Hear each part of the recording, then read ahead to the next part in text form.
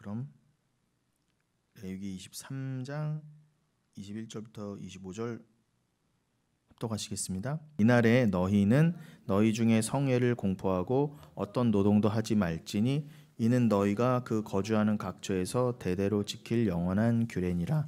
너희 땅에 곡물을 벨 때에 밭 모퉁이까지 다 베지 말며 떨어진 것을 줍지 말고 그것을 가난한 자와 거류민을 위하여 남겨두라.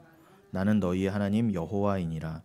여호와께서 모세에게 말씀하여 이르시되 이스라엘 자손에게 말하여 이르라. 일곱째 달 곧 그 달 첫날은 너희에게 쉬는 날이 될지니 이는 나팔을 불어 기념하는 날이요 성회라. 어떤 노동도 하지 말고 여호와께 화제를 드릴지니라. 아멘. 예. 자, 우리가 이 수요 예배 때 이제 절기를 시작하면서 처음에 이제 그 여호와의 7대 절기 중에 봄 절기를 당연히 그 순서대로 처음에 나눴었죠. 그래서 유월절, 무교절, 초실절 이렇게 나눴었습니다. 그래서 앞서 그 무교절에는 유대인들이 어떤 전통을 갖고 있었다고요? 누룩이 들어가지 않은 떡을 사흘 동안 땅 속에 넣었다가 꺼내 먹고 그 다음에 초실절에 하나님 앞에 그 추수의 그 겨울보리, 그 첫 수확물 만물을 하나님 앞에 제사로 드린다고, 요제로 드린다고 말씀드렸습니다. 그래서 그것이 다 예수 그리스도를 상징하고 가리키고 설명한다고 말씀드렸죠. 뭐 무교절과 초실절만이겠습니까? 뭐 유월절만이겠습니까? 모든 절기, 그 절기가 대표하고 있는 구약의 율법, 그 모든 것들이 다 예수 그리스도를 설명하기 위해서 기록된 것입니다. 그래서 신약은 물론이고 구약을 그렇게 예수 그리스도로 이해하시면 하나님이 성경을 기록하신 그 목적과 의도대로 잘 읽으시는 거예요. 그래서 물론 유대인들은 그저 그 율법을 하나의 말 그대로 행위로 받아들여서 내가 해야 될 행위 정도로 받아들여서 그것이 율법주의로 고착화가 됐죠. 그게 바로 죄였습니다. 말씀을 주신 의도대로 메시아, 그 예수 그리스도를 깨달아 알라고 하나님께서 예수를 통해 이루신 구원의 일을 구약 때에는 미리 감사하며 기다리라고, 또 신약 때에는 그렇게 주신 하나님의 진짜 의, 그 재물, 율법의 완성을 감사하고 전하라고 그렇게 말씀들을 주셨는데 이미 구약의 이스라엘부터 실패했었다는 거예요. 그저 예수를 깨달으라고 주신 말씀을 어줍지 않게, 쉽게 말하면 함부로 적용을 했다는 거죠. 함부로 그 하나님의 뜻을 깨닫지 못하고 적용하면 어떻게 돼요? 사랑하라고 그러니까 그냥 사랑이 뭔지도 모르고 그냥 사랑해야지, 대상이 뭔지도 모르고 진짜 사랑이 뭔지도 모르고 사랑의 진짜 의미를 깨닫기도 전에, 구원의 의미를 깨닫기도 전에 내 행위로 먼저 나아갔다는 거예요. 왜 그렇게 사람들이 서둘러 적용을 합니까? 그리고 그렇게 말씀을 함부로 이렇게 이 말씀을 이해하고 그냥 내가 삼켜야지, 이렇게 적용하면 되지, 내 삶에 그냥 적용하면 되지, 함부로 그렇게 하면 왜 위험해져요? 그거 자체가 율법주의가 되고 그것이 죄가 되기 때문에 그래요. 여러분, 겉으로는 참 착한 행위가 될 수 있어요. 내가 율법적으로 산다, 난 이런 사람이다, 난 이런 행위도 한다. 그런데 이게 가만히 보면은 우리가 왜 하나님 이걸 죄라고 하셨는가, 이걸 왜 말씀으로 깨야 되는가를 늘 고민하셔야 되는데, 죽는 날까지 고민하셔야 돼요. 나는 말씀을 예수로만 받는다고 하는데도 어느 순간 내 안에 이 찌꺼기처럼 쌓여요. 나는 죄인이기 때문에 함부로 적용해서 뭔가 사람들 앞에 나의 잘난 의로서 행위를 자꾸 내놓으려고 그래요. 사람들 앞에서만이 아니라 하나님께 그 의를 내놓는다는 거죠. 난 이런 사람이에요. 이걸로 나는 그럴싸한 사람이죠. 하나님이 가장 싫어하는 모습으로 나가는 거예요. 너가 잘나서 구원받는 게 아니라고 내가 분명히 얘기했는데, 에베소서 1장에 너에게 준 구원은 내가 준 선물이다. 너희들의 행위가 아니다. 행위로 따지면은 아브라함도 행위가 아니고 바울도 행위로서 구원받는 게 아닌데 니들이 감히 내 앞에서 좀 뭐 좀 했다고 자꾸 행위를 내세우니 그러시잖아요. 그러면 여러분 가만 보세요. 왜 인간이 자꾸 율법주의, 행위주의로 갈까요? 함부로 자꾸 적용을 하려고 할 거예요. 말씀을 가지고 이렇게 내가 살아야지. 그렇게 온전히 살지도 못하면서 그냥 율법을 선악을 판단해서 내가 그냥 행할 것, 좋은 것, 나쁜 것 이렇게 함부로 나눠서 함부로 나한테 적용을 해야 될까? 이렇게 사는 게 좋은 거야. 왜 그래요? 남에게 쪽팔리기 싫어서 그래요. 애들 말로. 쉬운 말로는 창피하기 싫어서.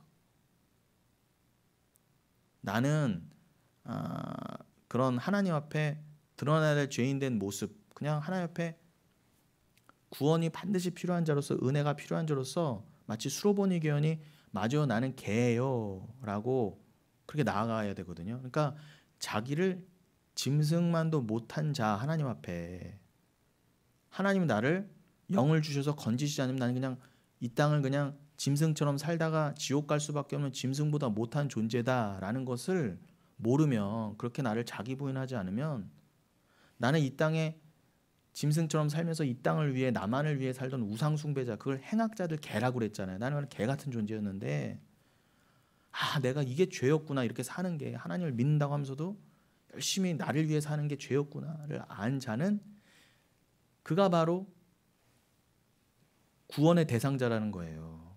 분명히 수로보니게 여인 그 딸이 아팠을 때 단순히 병 고쳐달라는 게 문제가 아니라 그 병을 통해 뭐예요?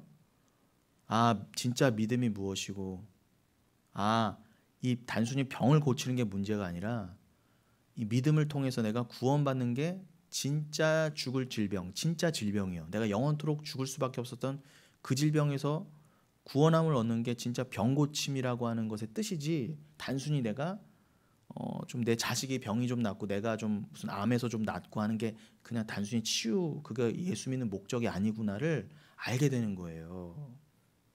그래서 전도서 3장 18절에 나오지만 사람에게 인생의 목적을 왜 주셨다고 그래요? 전도서 3장 18절에서 그 솔로몬이 하나님 말씀을 대언하기를 너희가 짐승임을 깨닫는 것이 인생의 목적이다, 분명히 나와 있어요. 그러면은 내가 아무리 부자고 내가 아무리 서울대 나왔어도요, 내가 짐승이죠, 하나님 앞에서 난 짐승일 수밖에 없죠, 나는 구원이 반드시 필요한 자예요가 안 된 사람은 인생을 헛살았다 그러세요.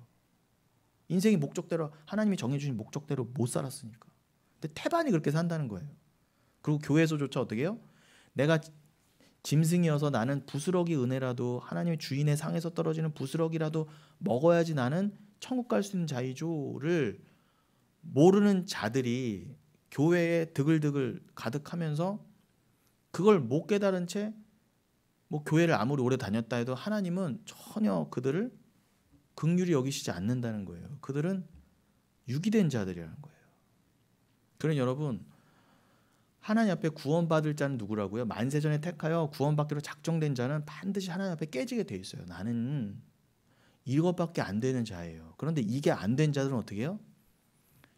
하나님 앞에, 심지어는 하나님 앞에, 그리고 사람들 앞에 나의 그런 모습이 드러나는 게 싫은 거예요. 그냥 치장하고 싶고 덮고 싶고, 나는 창피하기 싫고, 그냥 나의 착한 행위, 나는 이런 사람이야, 이런 사람으로 보이고 싶어, 근사해 보이고, 그저 사람들 앞에 도덕 윤리 잘 지키고 속에 어떻든 사람들한테 칭찬 얻는 그런 모습으로 자꾸 서고 싶은 거예요. 교회 안에서도요. 그러니까 자꾸 율법주의자가 되는 거예요. 말씀을 자꾸 나에게 함부로 적용시켜서 내가 내 행위로 소유하려고 하는 거예요. 이게 가장 악독하다. 그래서 그 짓을 제일 열심히 했던 바리새인들, 유대인들을 다 하나님이 독사의 새끼들아, 그리고 다 지옥 보내셨단 말입니다. 그러니까 그런데 그 잘난 유대인들은 다 하나님이 독사의 자식이라고 매몰차게 욕을 하시고, 하나님 사랑한다고 율법을 목숨보다 소중히 여겨 지키던 자들에게는 하나님이 철퇴를 내리시고, 왜 수로보니게 여인, 그 이방인 중에 이방인입니다. 여러분, 수로보니게는 수리아와 페니키아의 합성어예요. 시리아와 페니키아는 여러분, 이스라엘 그 유대인 입장에서 보면 저 변방, 정말 개같이 여기는 이방인이었습니다, 여러분. 그런데 예수님이 분명히 그러잖아요. 나는 그러한 자들에게 왔다. 그러면서 엘리야와 엘리사 때 얘기도 해주셨죠. 엘리야 때에 그 수많은 이스라엘의 유대인 과부들이 있었지만 나는 사르밧 과부에게만 갔고, 엘리야는 엘리사는 어떻게 해요? 수많은 유대인의 장군이 있고 남자들이 있었지만 나만을 위해서 엘리사가 갔다고 한 것처럼 그 엘리야와 엘리사는 예수 그 본체의 모습을 띠고 말씀을 가지고 갔던 선지자들이었잖아요. 주의 종들. 예수를 가지고 말씀을 가지고 갔기 때문에 그들은 예수의 사자란 말입니다. 곧 예수란 말이에요. 말씀을 갖고 갔기 때문에. 엘리야와 엘리사가 수많은 유대인들은 다 제하고 이방인에게 갔을 때 그러한 구원의 일들이 펼쳐졌는데 그거를 전하니까 예수님께서 봐라 엘리야와 엘리사도 내가 그렇게 보낸 거야. 그랬더니 나도 그렇게 왔어. 그랬더니 유대인들 다 돌들어서 예수님을 죽이려고 낭떠러지게 떨어뜨려 죽이려고 했어요. 그게 우리 모습이었단 말입니다. 우리는 진짜 이방인 중에 이방인이면서 어떻게 뭐예요? 우리가 더 율법주의자다 그래서 어떻게 그죠? 나같이 착하고 나같이 이렇게 신앙행위 잘하는 사람은 놔두고 저런 사람들을 하나님이 사랑하신다고 구원하실 수가 있어요? 이게 다 율법주의란 말이에요. 그러니까 그 당시에 유대인의 모습이 우리들에게 다 있어요. 저런 사람이 어떻게 교회에 올 수 있냐? 저런 사람도 어떻게 하나님 구원하시냐? 아니에요, 여러분. 나도 구원하셨는데요. 그래서 유대인 사람들은 사마리아 여인은요 정말 인간 취급도 안 했어요. 사마리아 사람은요. 차라리 저 변방의 오랑캐들을 더 인정하면 인정했지 피가 섞인 사마리아인들은 거들떠도 안 봤단 말입니다. 근데 주님은 누구한테 가셨어요? 사마리아 여인에게 가셨잖아요. 그러니까 여러분 이게 받아들여줘야 돼요. 이게 안 받아들여주시면 아직은 여러분 복음을 모르신다는 증거예요. 내가 그러니까 이 지금 제가 왜 이 말씀을 드리게 됐어요? 지금 우리가 나누었던 절기들에 다 겉으로 봤을 때 행위가 들어가 있잖아요. 뭐 무교절 같은 경우에는 유대인들이 어떻게 해요? 누룩이 들어가지 않은 떡을 3일간 땅에 묵혔다가 꺼내 먹는 그런 관습까지 있었어요. 근데 그들은 열심히 성경에 나와 있는 것뿐만이 아니라 그런 관습까지도 다 열심히 지켰어요. 그런데 구원에서 제외가 됐다니까요. 여러분들이 잘 보셔야 돼요. 그들은 설명용이구나. 물론 유대인 중에 하나님이 주의 영을 보내서 유대인이 율법 가운데 태어났어도 다윗처럼요. 지난주 지지난주 나눴죠. 그렇게 율법 열심히 지키는 다윗도 밧세바를 간음하고 나서 죄를 단순히 그 행위가 죄라는 게 아니라 진짜 나를 알게 됐잖아요.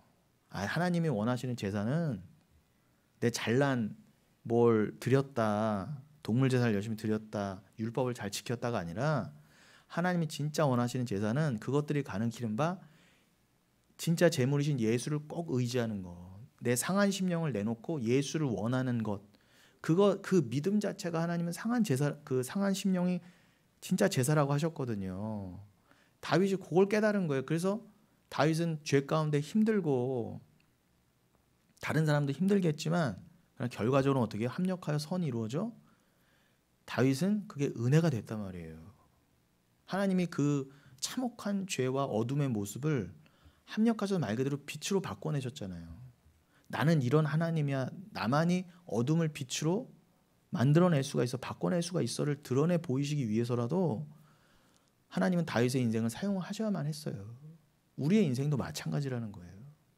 근데 우리 인생이 누구는 저렇게 유대인으로 태어났는데도 막 율법 지키고 하나님 사랑합니다, 사랑합니다 그러고 막 사회 정화하려고 그러고 막 율법 열심히 지켰는데도 너는 그걸 통해서 예수를 몰랐기 때문에 그거 하고도 너는 지옥 가는 자가 어떤 자인지를 넌 보여줘야 되고 쓰인 사람이 있다면 누구는 다윗처럼 율법을 지키는 중에 진짜 은혜를 깨달아 알아서 그 수많은 불가능 중에 또 구원받은 유대인인가 하면은 또 누구는 우리처럼요 진짜 불가능 이방인, 우리는 말 그대로 이방인이잖아요. 혈통적으로 유대인하고 거의 관계가 없고 극동의 한국에 태어났어. 그것도 검은 머리 갖고 태어났어요.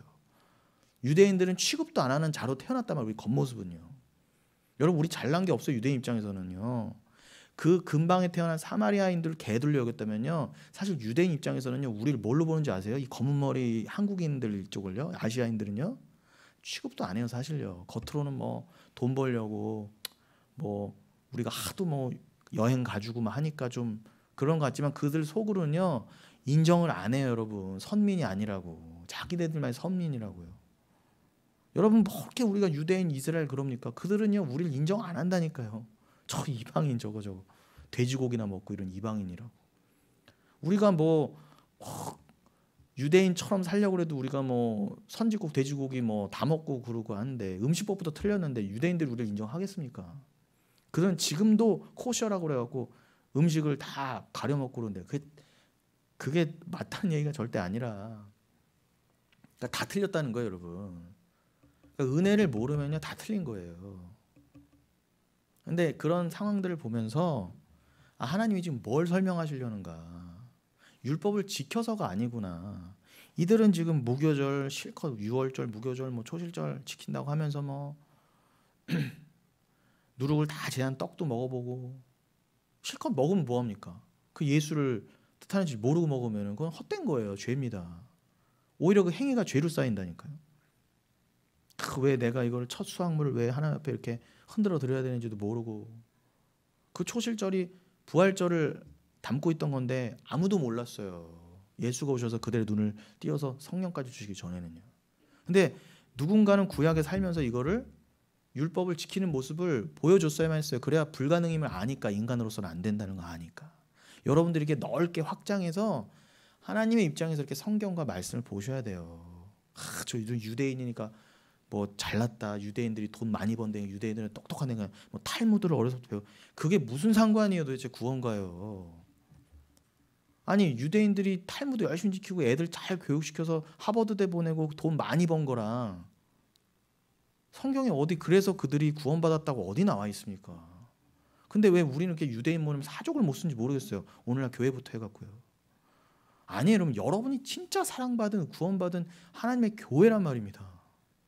물론 유대인간 중에도 극소수지만 복음을 깨닫고 신약을 믿고 예수를 믿고 돌아오는 사람도 있지만 많지는 않아요.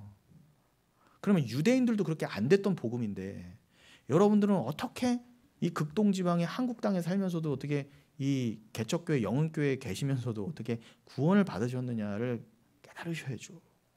그게 진짜 귀한 거 아닙니까? 자, 그래서 이 초실절에는 그렇게 만물로 하나님께 첫 수확물을 드렸는데 그것은 또 무엇을 상징하는 것 같다고요? 그것 자체가 부활을 설명하는 거였어요. 예수 그리스도의 부활과 그 부활에 함께 참여하게 될 우리의 부활. 우리의 부활이 오늘 설교의 또 핵심 주제이기도 해요. 지금 오늘 본문으로 읽은 레위기 23장 21절부터 25절이 그 오순절이라고 하는 77절과 나팔절에 관한 얘기잖아요. 그러니까 지금 우리가 봄절기로 나눈 6월절, 무교절, 초실절 이후에 50일이 지나서 오순절, 곧 77절인데 우리가 오순절까지는 나눴잖아요. 이 수요 예배 때. 그리고 오순절에 덧붙여서 이제 방언을 긴 시간 나눴고 그래서 오순절과 방언까지는 했는데 지금 약간 살짝 복귀한 거예요, 여러분. 복습 개념인 겁니다. 그래서 그러면은 왜 도대체 봄절기 그 초실절부터 해서 초실절부터 77에 49, 49일이 지나서 50일째 되는 날이 오순절이에요. 그래서 77에 49, 77절이라고도 한 거예요. 그 불교에도 있는데요. 49제 이런 거 믿지 마세요. 걔네 다 우리 따라한 거예요. 여러분, 우린 77절도 안 지키는데 49제 이런 거 지키면 큰일 납니다, 진짜. 아무것도 모르고 교회에서도 49제 이런 거 얘기하는 거예요. 정말 무식한 짓이에요, 여러분. 그러니까 다시 한번요.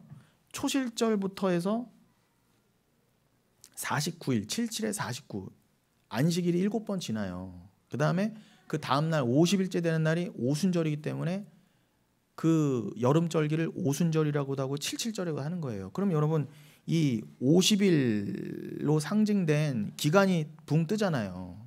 그럼 왜 이 붕 뜬 기간과 그럼 이 초실절에서 설명된 부활 이 부활이 어떤 의미를 갖고 있을까? 초실절에 맞춰 부활하신 그리스도의 그 부활과 50일이 지나고 나서의 오순절에서 설명되는 우리의 부활, 그리고 오순절에 이어서 또 설명되는 나팔절, 이게 다 우리의 부활을 위한 성령의 부어주심, 그리고 나팔절에 말 그대로 우리의 부활, 이게 다 연결돼 있거든요. 자, 다시 한번요. 왜 우리가 절기를 왜 배워야 되는가 도대체? 지키지도 않을 거면서. 예수 그리스도가 담겨져 있기 때문에 이걸 오늘 배우는 거예요, 여러분. 지키라고 배우시는 게 아니라. 지키라고 배울 거면 여러분 이거 이렇게 나누시면 안 돼요. 그럼 오히려 죄라니까요. 우리가 구약을 지금 지키려고 배웁니까? 그런데 왜 그런 걸 아시면서 왜 이렇게 율법주의로 가는지 모르겠어요. 교회 안에서도 뭘 해야 된다. 성경에 있는 구약의 율법도 안 지켜야 되는 판에 우리가 무슨 뭘 또 만들어서 교회 안에서 뭘 지켜야 됩니까 도대체? 그거는 다 사도 바울이 아주, 그건 정말 말 그대로 개 같은 짓이다 하고 행악자들의 짓이다, 거짓 선지자들의 짓이다로 극렬하게 아주 공격하셨어요. 아무튼 그 봄절기의 그 초실절, 유월절, 무교절, 초실절, 예수님이 유월절에 맞춰 십자가 달리시고 초실절에 맞춰 부활하셨는데, 그것만 봐도 이 절기는 예수 그리스도의 구원을, 십자가를 설명하는 거구나. 그리고 그의 부활이 우리의 부활과 연결되게 하시려고 77에 49, 7에 7이면 여러분 완전의 완전이잖아요. 왜 하필 49일까요?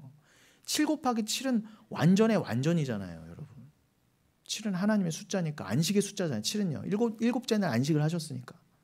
그럼 그 안식 곱하기 안식은 정말 도장 찍는 거예요. 완벽한 안식이다. 그러면 예수 그리스도의 부활로 인해서 우리에게 완벽한 안식을 주시기 위한 그 부활이구나. 그럼 그 부활에 우리도 같이 함께 부활에 참여한다는 개념이구나. 그래서 고린도전서 15장에도 나오지만 예수 그리스도를 부활의 첫 열매라고 했구나. 그래서 예수님이 초실절에 첫 만물을 드릴 때에 하나님 앞에 드려지는 첫 열매로서, 부활의 첫 열매로서 이렇게 십자가에서 부활하시고 하나님께 올라가셨구나. 그런 것처럼 자, 절기만 봐도 나중에 7, 7에 49 지난 오순절에 성령을 받고 그 다음에 나팔절에 우리도 그 부활에 참여하는 것처럼 이게 우리 구원의 여정과 우리들의 이 구원의 완성을 설명하시는 거구나. 예수님은 우리의 완벽한 안식을 위해서, 진짜 부활을 위해, 우리의 부활을 위해서 예수님이 먼저 죽고 부활하셨구나. 우리는 아무 공로 없는데 그저 이 믿음으로 주님의 그 부활에 참여하게 되는구나. 그걸 설명하시려고 이런 절기들과 함께 이제 우리가 수요예배 때는 초실절, 그다음에 오순절, 방언까지 배웠으면 이제 이런 흐름에서 오늘 본문으로 읽은 나팔절까지 이어져야 되는구나. 이게 그냥 배우는 게 문제가 아니라, 지식이 문제가 아니라 예수 그리스도와 그 예수 그리스도를 통한 나의 구원, 나도 영원한 안식과 부활에 참여하게 해준 그 영광을 알게 하려 하심이구나. 이건 감사할 수밖에 없네. 이건 내가 지키는 게 아니네. 지킬 수도 없지만 이렇게 가셔야죠. 그게 정확히 성경을 읽으시는 게 그렇게. 근데 오늘날 이런 거 여러분 읽고 가르치는 데도 없지만, 오늘날 정통 교회라고 하는 데서도 읽고 저기 하면 뭐합니까? 예수 그리스도로 해석되지가 않는데. 제가 일부러 다른 교회를 욕하려는 게 절대 아니에요. 그냥 말씀을 기준으로만 보세요. 다 맞다, 저기도 맞다, 저기도 교회라가 아니라 여러분이 그냥 말씀을 갖고 계시면 구분이 될 거 아닙니까? 이거 이상한데? 여기 신천지 이런 데만 이단이 아니라, 왜 교회에서 예수 그리스도가 선포가 되고 말씀이 가르쳐지지가 않지? 왜 말씀을 통해서, 이 구약의 말씀을 통해서 자꾸 율법적 행위만을 갖고 강조하지? 그건 아니잖아. 왜 예수 그리스도를 설명해 주지 않지? 왜 바울의 말씀을 통한 예수 그리스도 그 복음을 우리에게 설명해 주지 않지? 이렇게 자꾸 의구심을 가지셔야죠. 왜 오늘 영수증 보고 마트에서 뭐 샀는데 이게 할인이 됐나? 분명히 내가 마트에서 이거 살 때는 오늘 애호박 하나 사면은 몇 프로 깎아준다고 오늘 쌀 사면은 무슨 신한카드로 결제하면은 몇 프로 할인해 준다고 분명히 써 있는데, 그래서 영수증 보면서 할인이 됐나 안 됐나는 다 따져 보시면서 왜 이건 쥐잡듯이 안 보세요 자꾸. 왜 이거는 흐리멍덩해서 이래도 좋고 저래도 좋고, 그거면 안 된다는 거예요 여러분. 영수증은 그냥 버리거나 뭐 잠깐 뭐 몇만 원 몇천 원 속으셔도 괜찮아요. 그거 죽고 사는 문제 아닙니다. 근데 여러분이 이거를, 이 말씀을 기준으로 해서 무슨 교단이 다 맞고 누구 목사가 다 맞다가 아니라, 저 인간이, 저 사람이, 저 목사가, 저 교회가 나에게 예수를 주는가, 그 진짜 양식을 주는가, 그래야 우리가 배를 곪지를 않죠. 그래야 우리가 허기지지가 않잖아요. 우리가 그래야 이렇게 허무해지지가 않잖아요. 그거를 잘 여러분이 구분하셔야 된다는 거예요. 제가 꼭 제 설교만 들으라 우리 교회만 오라는 얘기가 절대 아니잖아요. 전 정말 저와 함께 말씀에 괴가 맞는 자들이 많았으면 좋겠어요. 제가 단순히 잘났다가 아니라. 근데 저는요, 아무리 성경을 봐도요, 보면 볼수록 차라리 대놓고 이단이 구별이 쉬워요. 근데 뭐 서로 연합한다, 우리는 장로교, 우리는 감리교, 우리는 순복음, 뭐 연합한다 어쩌는데요, 아무하거나 연합하면 안 돼요. 말씀이 맞으면 교단하고 교단 교파가 상관없겠지만, 말씀이 안 맞으면 같은 교단에 같은 교파여도요 함께 할 수 없어요. 우리의 오직 기준은 뭐냐? 아우 저 사람이 착하다, 저 사람이 애국자다, 저 사람이 뭐 돈이 많다, 아우 저 사람이 좋은 일 많이 한다, 어유 저 사람이 국회의원이다, 아우 저 사람이 뭐 무슨 당이다, 이렇게 해서 교회가 편들어주고 어우 우쭈쭈 해주면 안 된다니까 여러분요. 그건 상관이 없어요 교회와. 그런 사람들은 그냥 관계적으로 여러분들이 적당히 지혜롭게 해가시면 돼요. 정치인들은 정치하게 놔두고, 경제인들은 경제인하게 놔두고, 여러분들이 그건 얼마든지 구분하시고 내가 어떻게 살아야 될지 알잖아요. 그런데 교회라는 우리가 내 생각, 내 뜻과 맞다고 이 사람도 맞다고 그러고 저 사람도 맞다고 그러면 안 돼요. 성경 말씀이 서로 통해야만 우리는 진짜 기뻐할 수 있고 진짜 가족이구나 그렇게 할 수가 있는 거예요. 여러분들이 그거를 정확히 가지셔야 돼요. 그러면 세상 관계는 어차피 여러분 부부간에도 영원치가 않는데, 세상 관계가 뭐 그렇게 오래 갑니까? 이 사람하고 뭐 그렇게, 이 사람이 나랑 뭐 취미가 맞다고, 이 사람하고 나하고 경제적인 수준이 맞다고, 이 사람하고 나하고 정치적인 노선이 맞다고 뭐가 그렇게 뭐 죽고 못 삽니까? 그 관계가 뭐 얼마나 오래 가요. 그러나 여러분 진짜 중요한 관계는 말씀이 맞으면요, 우리 영혼교회가 말씀이 맞잖아요. 그러면은 성격이 다 다르죠 여러분. 같이 예수 믿어도 때로는 비기 싫고 안 맞을 때가 많은데, 그럼에도 우리가 영원토록 진짜 천국 가족이라면요, 그래도 말씀 맞으면요 조금 안 맞고 성격이 당연히 안 맞죠. 사람인데요. 당연히 성향이 다른데, 기질이 다른데, 아니 오죽하면 MBTI도 16개가 나눠져 있다면서요. 근데 사람 기질이 16개로만 나눠져요? 제가 보기엔 수백 수천 가지예요. 그럼 다 성향과 성격이 다르고 다 각자 좋아하는 음식이 다르고, 아니 우리도 보세요. 음식 하나 뭐 먹자 그러면은 몇 명만 모여도 의견이 다 갈리는 걸요. 어떻게 우리가 서로 인간적인 화합을 합니까? 손에 손 잡고. 그건 있을 수 없어요. 그건 기정사실이고요. 아무리 맞추려고 해도 안 맞춰지는 게 인간관계인데, 여러분 진짜 중요한 거는 말씀이 맞아야 서로 용납이 되고, 그래 내가 어떤 상황에서 구원을 받았는데 말씀이 맞으니까 서로 용서가 되고 사랑이 되는 거지. 말씀은 뒤로 가고 말씀의 기준을 놓고, 아 저 사람은 나랑 같은 동양 사람이니까, 저 사람은 나랑 같은 경상도 사람이니까, 나랑 같은 전라도 사람이니까, 이렇게 하면 여러분 그건 세상에서도 금방 깨져요. 그러니 여러분 우리가 이 기준을 잘, 오직 말씀이에요. 오직 말씀. 그래야 될똥말똥입니다. 그래서 이 초실절로부터 49일이 지나고 50일째 된 날을 이제 오순절이라고 하는데, 바로 그때 신약의 경우는 성령이 임하셨죠.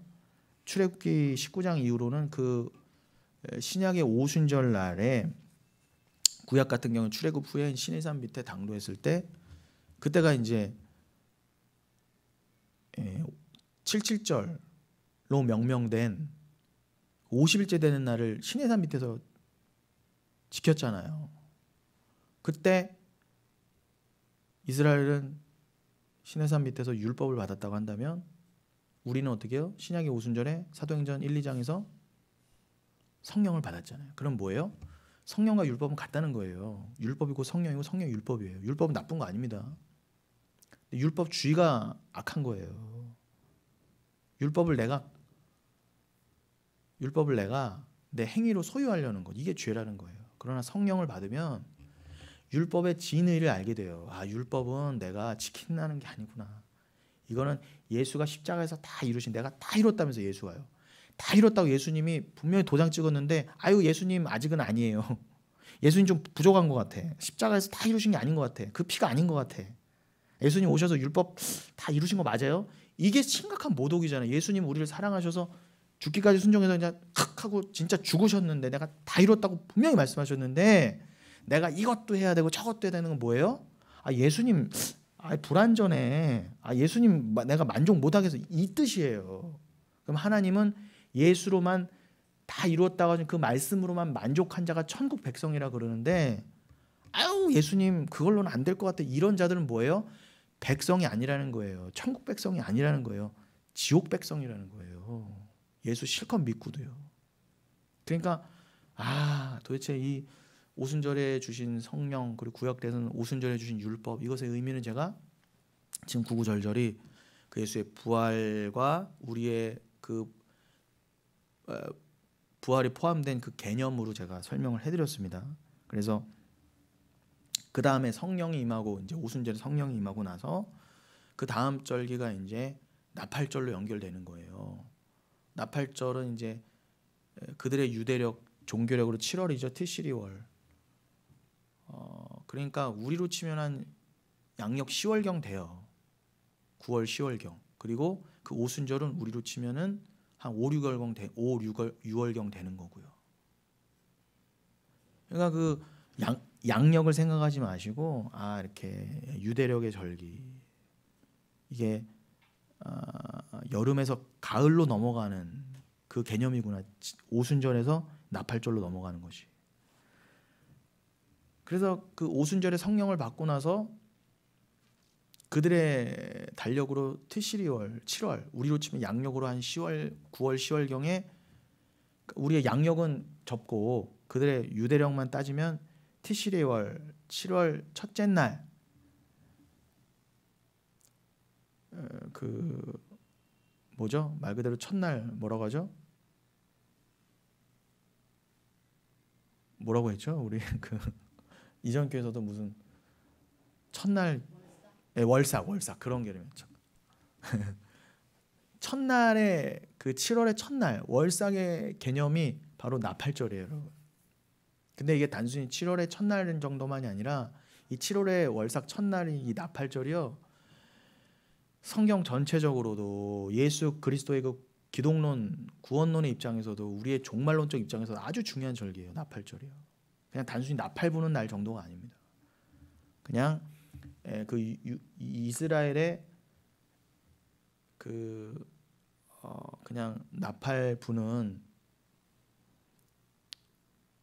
그 밀력으로 따졌을 때, 그들의 일반력으로 따졌을 때, 그들의 그 7월은 그들의 일반력으로는 1월이었거든요. 그러니까 그 1월이 첫 새해 시작할 때 나팔을 부른 그것이 나팔절인데 그 정도가 아닙니다. 자, 잘 이해하세요. 이들의 그 당시 일반력으로 그들은 7월 1일이 새해의 시작이었는데, 하나님이 이스라엘을 애굽에서 구출해 내시면서 새롭게 달의 시작을 명하셨잖아요. 그래서 6월절이 들어간 그 아비벌, 니산월을 너희들의 진짜 영적인 1월이야 라고 정해주셨긴 했지만, 그래서 6월절이 첫 절기였잖아요. 그런데 원래 그 전부터 또 이들은 일반력, 그들의 밀력으로는 티시리월이 새해의 시작이었어요. 그래서 또 새해 시작이니까 나팔도 불고 했지만 단순히 그런 절기와 절차, 형식의 문제가 아니라 도대체 영적으로 이 나팔절이 왜 중요한가, 왜 오순절에 이어진 나팔절이 이게 중요한가를 깨닫지 않으시면, 이들의 절기가 우리랑 무슨 상관입니까 여러분? 외국, 말 그대로 외국에, 저 외국인들이 지키는 절기가 여러분하고 무슨 상관인데 이렇게 머리 아파가시면서 이렇게 들으셔야 되는 거예요. 근데 다 영적으로 우리에게 의미가 있고 우리 얘기이기 때문에 지금 이렇게 읽고 있는 것이고 강조해서 지금 설명되고 있는 것입니다. 그래서 그 7월 1일이 나팔절인데 그 승리의 나팔이 울려 퍼지는 절기. 그러면 여러분 이거는 종말, 말 그대로 종말의 개념인 거예요. 나팔이 울려 퍼지면 끝이라는 겁니다. 그러니 여러분 이런 농사의 절기로도 뭐예요? 그 나팔절 이후에 그 동일한 7월 15일이 뭐예요? 수장절이에요. 그게 초막절이라고 하도 장막절이라고 하는 거예요. 수장절이 뭐예요 여러분? 농사로 치면은 잘 거두어진 수확된 이 종말의 개념이죠. 내가 1년 농사를 짓고 이 결과물이잖아요. 나한테 결과물. 그래서 우리가 알곡이 되어서 하나님께 드려지느냐, 그거를 상징하잖아요. 하나님은 농부시고 하나님 씨 뿌리는 자니까. 그러면 이거 수장절은 뭐예요? 농부가 잘 알곡을 걷어서 가라지는 버리고 이제 알곡만 잘 모아서 저장 창고에다가 집어넣는 걸 수장절이라고 했단 말입니다. 근데 그 수장절을 초막절이라고도 하고 장막절이라도 한 거예요. 그 초막은 제가 몇 번이나 설명드렸던 것처럼 광야에서 어떻게 해요? 이스라엘 백성이 초막 지고 텐트 짊어지고 광야를 40년간 유리방황한 우리 인생을 상징한 거잖아요. 그래서 우리는 우리 이 몸 자체도 장막이라고 그러잖아요. 이거는 이제 영원한 게 아니다. 그리고 이스라엘이 광야를 살면서 우리 광야 같은 나그네 인생에서 그걸 상징하는 거죠. 그래서 광야에서 어디에 터 받고 말뚝 받고 금태 두르고 기와집 짓고 산 게 아니라 그냥 얼기설기 그냥 오늘 얼른 텐트 쳤다가 내일 얼른 걷어서 움직여야 되는 그런 장막을 지고 다닌 걸 잊지 말아라. 너희는 이 세상에 나그네로 온 거야. 여기서 터 받고 사는 게 아니야. 정신 차려. 그것도 종말의 개념이잖아요. 그래서 수장절이 초막절이라고도 하는 거예요. 이게 다 종말의 개념입니다. 그러니까 왜 나팔절 이후에 하나님이 종말을 알리는 백성들아 나팔하면 뭐가 생각나세요? 우리가 다 예수 믿은 자들, 주 안에서 죽은 자들 포함해서, 그죠? 그 주 안에서 새 생명을 얻은 자들 다 온전한 부활을 힘입을 때, 그 부활과 영원한 새하늘과 새 땅에 이제 온전히 임하게 될 때 그 신호가 나팔이란 말입니다. 그러니까 그 나팔절과 연결되는 게 그래서 초막절이라고 하는 수장절인 거예요.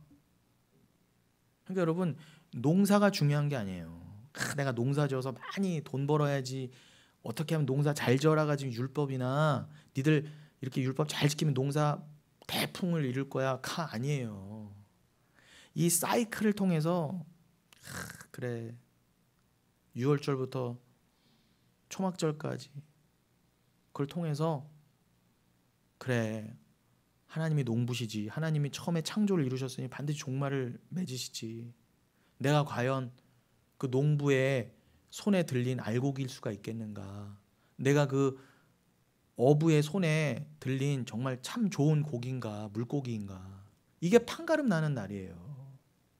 그러니까 그건 이미 정해졌다예요. 그리고 참고로 이 나팔절과 수장절 7월 1일과 7월 15일 사이에는 7월 10일이 있어요. 욤 키푸르라고. 그날은 뭐예요? 그게 대속죄일이에요. 대속죄일 많이 들어보셨죠? 대제사장이 유일하게 지성소에 하루 들어갈 수 있는 날, 피를 가지고 대제사장도 하루 겨우 들어갈 수 있는 그날이에요. 그래서 그 피를 의지하지 않으면 다 죽었어요, 여러분. 아무나 들어가도 죽지만. 그러면 히브리서에서 가르쳐 주잖아요. 그 대제사장은, 인간 대제사장은 진짜 대제사장이 아니야.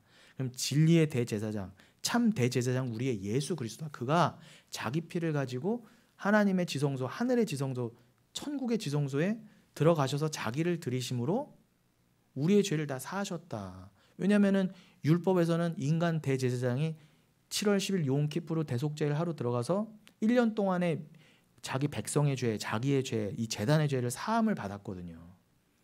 그래서 그것이 가리키는 바가 예수로 말미암은 우리들의 영단벌의 진짜 죄 사함을 상징하는구나, 핏부림을 말하는구나를 배워야만 했어요. 근데 유대인들은 그 대속죄를 매년 지키면 뭐 합니까? 한 명도 그걸 제대로 몰랐단 말이에요. 근데 우리는요, 한 번도 지성소에 들어가 본 적도 없는데, 지성소에 들어가면 뭘 들어갑니까? 지금 성막과 성전도 남아있지도 않은데 본 적도 없어요, 우리는요. 근데 여러분들 어떻게 예수를 힘입어? 하나님의 전에 이미 들어갔다 아닙니까? 그게 진짜 종말의 개념이잖아요. 난 이 땅을 살고 있지만 이미 나는 부활에 참여했다. 이게 제가 부족하지만 이번 주에 찍었던 그 짧은 영상에도 그게 다 종말의 개념인 거잖아요. 일맥상통하는. 그러니까 그 짧은 영상으로는 이런 구약을 근거로 해서 다 설명드리기가 너무나 어려우니까 그건 짤막하게 그냥 맛보기로 드린 말씀인 거고, 짧은 교리적인 설명으로. 그렇게 뭐 그거 간단하게 요약해서 아무리 뭐 듣는다, 짧은 게 좋다 듣는다고 뭐, 물론 진짜 믿음을 가진 자는 뭐 1분짜리를 듣건 2분짜리를 듣건 무슨 말씀을 읽어도 다 예수로 들어서 은혜가 되지만, 사실요, 이렇게 치밀하게 말씀을 근거해서, 구약까지 다 근거해서 우리가 이렇게 복음을 짜맞히지 않으면 사실 몰라요, 여러분. 감흥이 없습니다. 근데 이렇게 읽으면, 하나님 어떻게 이렇게 면도날 같이 이렇게 치밀하실까? 뭐 하나 이렇게 말씀이 헛된 게 없네. 이게 다 예수였네. 어마어마한 은혜가 오잖아요. 그래서 그 수장절, 이제 나팔절에 이어지는 수장절에 하나님의 것이 다 추수가 되어서 하나님의 집, 하나님의 창고에 이제 드려지는데, 그 안식의 시작이 되는 시점을 이제 수장절이라고 하는 겁니다. 초막절. 그리고 우리가 다 하나님의 집에 들어가서 영원히 함께 거하는 것이기 때문에, 그래서 또 초막절, 장막절이라고도 한다는 거예요. 그런데 자, 지금 우리가 큰 틀에서 77절, 나팔절, 수장절 이렇게 큰 틀에서 한번 쓱 봤는데, 제가 이것만으로 마칠게요. 우리가 자세한 얘기는 어차피 시간이 부족하기 때문에 지금 요 얘기만 하고 마치겠습니다. 그 오순절이라고 하는 77절과 지금 우리가 오늘 본문으로도 읽은 그 나팔절 사이에 넉 달 정도의 시간이 비어요. 초실절에서부터 50일이 지난 게 오순절인데, 그 오순절 이후에 나팔절이 오기까지 넉 달의 시간이 걸립니다, 여러분. 거기가 뭔가 이렇게 비는 듯한 느낌이 들어요. 왜 하나님이 이 넉 달을 비우셨을까? 이게 또 큰 영적인 의미가 있어요. 우리가 그래서 이 절기를 배우면서 특별히 이 77절과 나팔절을 배우면서 넉 달이 갖고 있는 의미를 반드시 아셔야 돼요. 요거는 요한복음 4장에도 예수님이 직접 언급하신 거예요. 넉 달이 지나야만 추수한다라고 하는 그 관용구를 예수님이 사용하시잖아요. 그러니까 이 구약의 절기를 모르면 예수님이 요한복음 4장에서 왜 넉 달이 지나야 추수할 때가 이른다, 이런 말이 왜 나왔지가 이해가 안 된다니까, 여러분. 그러면은 그냥 말씀 넘어가는 거예요. 그래서 이렇게 서로 말씀과 말씀을 짜맞추어서 공부하는 게 중요한 것입니다. 성령이 임하고 나팔을 불면 완전히 끝이에요. 추수가 되는 겁니다. 그러면 성령이 임하고 나팔이 불 때까지, 그죠?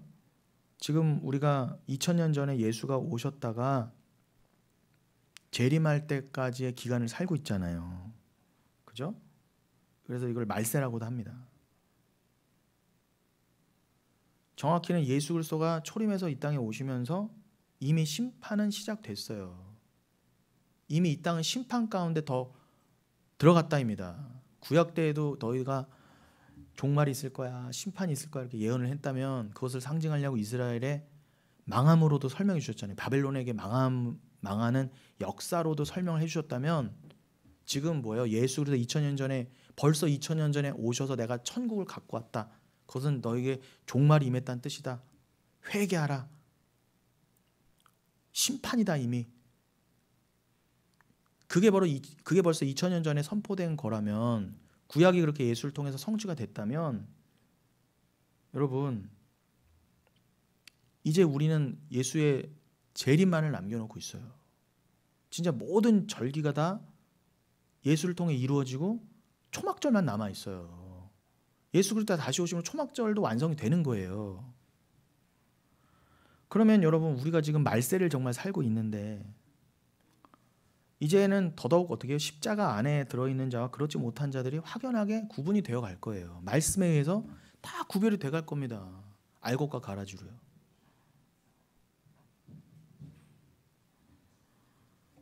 그러니 그 십자가에서 이미 다 결판이 났어요. 그래서 이 십자가로 인한 예수님의 처음 오심 그 십자가로 인한 종말의 시작과 재림으로 인한 종말의 완성 이것이 바로 우리가 살고 있는 지금 종말의 시대인데 이거를 설명하기 위해서 절기에선 뭐라고요? 77절과 나팔절 사이에 넉 달의 시간이 기록된 거예요. 그러니까 이 넉 달을 통해서 77절과 나팔절 사이에 왜 굳이 넉 달을 텀을 두셨는가? 이 넉 달을 통해 지금 여러분이 살고 계신 종말을 이해하시면 된다는 거예요.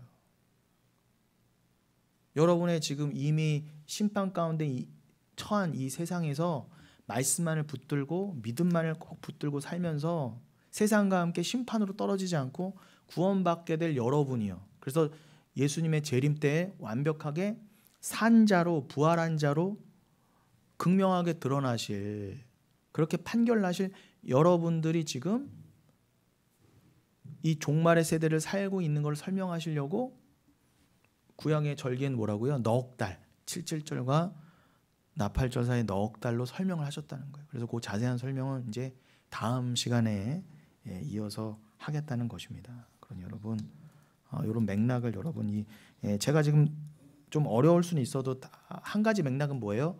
그저 예수 그리스도 십자가 구속사 하나님 나라 종말 다 요 틀입니다. 제가 요거 외에는 제가 말씀드린 게 없어요. 그러니까 성경은 그렇게만 해석되게 돼 있어요. 하나로 다 연결되게 돼 있어요. 여러분들이 잊지 마시고 이것에 벗어난 성경 해석은 다 틀렸다고 보시면 돼요. 저 교회는 십자가 섰으니까 이단 아니지가 아니라 말씀이 틀리면 어차피 다 이단이에요, 여러분. 말씀이 아니면요. 그러니까 드러난 이단만 경계하지 마시고 여러분들이 말씀으로 잘 구분하셔서 여러분이 주신 예수 그리스도 생명이 얼마나 소중한 것인지를 잊지 마시고 그 믿음으로 늘 기뻐하시면서 예수로 더욱 만족해 가시면서 그래서 예수의 부활이 이미 있던 것처럼 여러분의 부활도 확실하다는 것이라는 그 믿음 가운데에 그 믿음으로 말미암아 진짜 부활의 영광에 온전히 참여하게 되신 저 여러분 되시기를 예수님의 이름으로 축원드리겠습니다.